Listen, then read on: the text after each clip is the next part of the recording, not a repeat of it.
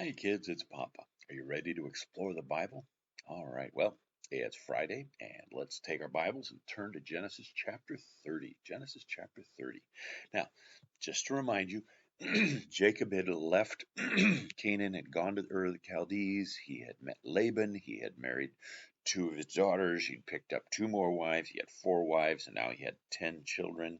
Actually, he had 11 children now. 12 if you include Dinah. And all this time, now it's been at least 14 years, he's been working for Laban. And he's been taking care of Laban's flocks. And so here in Genesis chapter 30, it talks about how that Jacob says, well, it's been 14 years. I think I'm going to go back to Canaan. And surely my brother's not that angry with me anymore.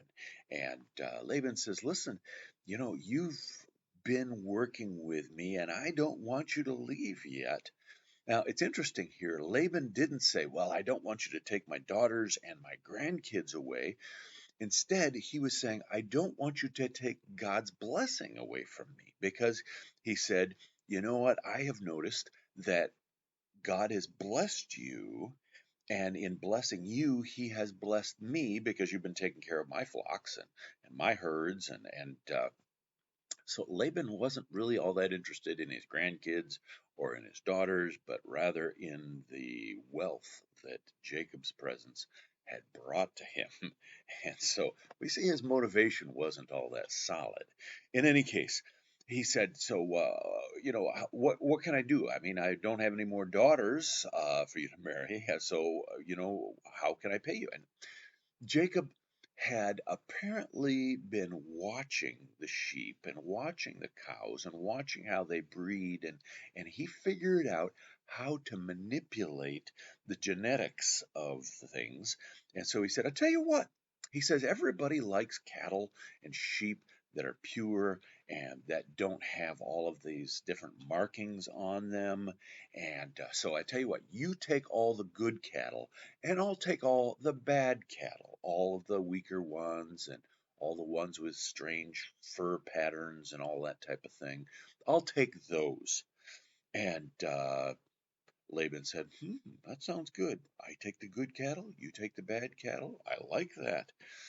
But what happened was then Jacob decided that he was going to make the cattle breed amongst themselves and the sheep breed amongst themselves.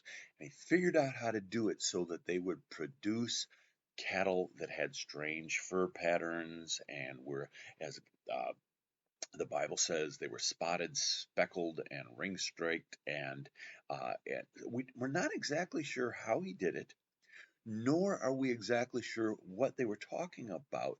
But what we do know is that Jacob manipulated things so that Laban's cattle would become his cattle. And once again, Jacob kind of goes back to deceiving. You say, well, Laban deceived him, so he kind of deserved it. You know what? God doesn't want us deceiving people. And when we wind up deceiving people, we only hurt ourselves. And that's what happened with Jacob. But it also kind of happened with Laban, didn't it? And so we see that the Bible says that Jacob's cattle increased and he became rich, and Laban's cattle kind of went backwards and he did not become rich. And you know what? Pretty soon, Laban started to notice that.